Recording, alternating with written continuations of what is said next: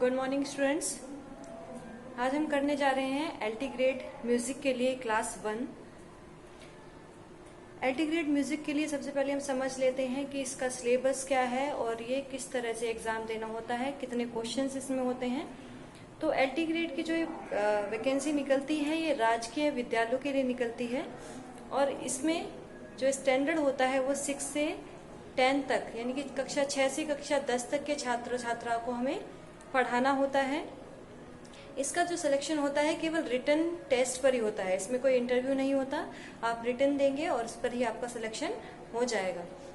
LT grade music के लिए सभी सब्जेक्ट्स में 100 जो सब्जेक्ट के हमारे क्वेश्चन होते हैं वो 120 क्वेश्चंस होते हैं और 30 क्वेश्चन जो होते हैं वो जीएस से रिलेटेड होते हैं, जिसमें जनरल नॉलेज से संबंधित क्वेश्चंस पूछे जाते हैं। 30 क्वेश्चंस जो होते हैं हमारे, उसमें आप बेसिक जनरल नॉलेज जो भी है उसका अध्ययन कर सकते हैं, लेकिन मेन जो पार्ट है वो हमारा है 120 क्वेश्चंस का।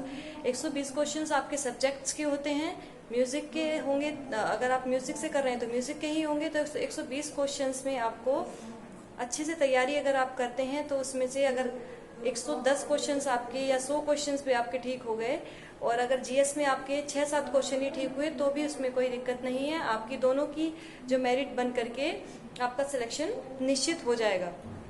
तो सबसे पहले आपको अपने सब्जेक्ट पे ध्यान देना है। 120 क्वेश्चंस में से ज्यादा क्वेश्चंस आपको अटेम्प्ट करने हैं। इसमें पहले मैं ये भी बता दूं कि एलटी ग्रेड में क्या होता है, नेगेटिव मार्किंग होती है।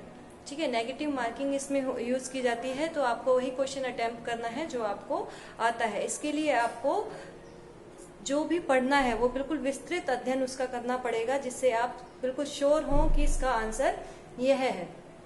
इससे पूर्व टीजीटी पीजीटी की जो क्लासेस मैंने कराई थी उसमें बच्चों ने काफी अच्छा स्कोर किया है। 125 क्वेश्चंस में से 122 क्वेश्चन भी कई स्टूडेंट्स के सही हैं और जिसमें उनका पूरा जो हमारे लगता है कि हमें कि उनका सिलेक्शन निश्चित होगा। टीजीटी में भी और पीजीटी में भी काफी बच्चों ने जो क्लास ली थी हमारी, तो लगता है कि उनका सिलेक्शन अवश्य होगा। तो अगर आप भी हमारी ये क्लासेस लेना चाहते हैं तो हमसे जुड़ें। तो चलिए आज हम पहला टॉपिक करते हैं, स्वर।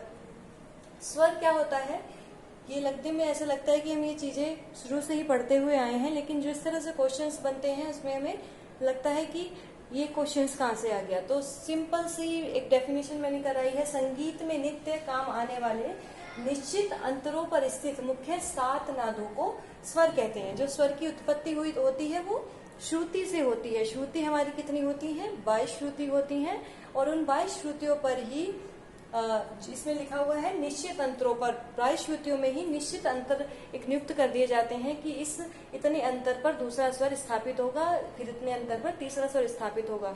तो उन्हीं नादों को, नाद का मतलब होता है आवाज, उन्हीं आवाजों को क्या कहते हैं, स्वर कहते हैं। स्वर 2 प्रकार के होते हैं, जो होता है पहला शुद्ध स्वर और दूसरा विकृत स्वर। अब शुद्ध स्वर तो आपको पता ही है, शुद्ध स्वर कौन कौन से होते हैं, इसमें कोई सिक नहीं लगा हुआ होता, जैसा स्वर होता है उसे उस तरह से ही लिख दिया जाता है।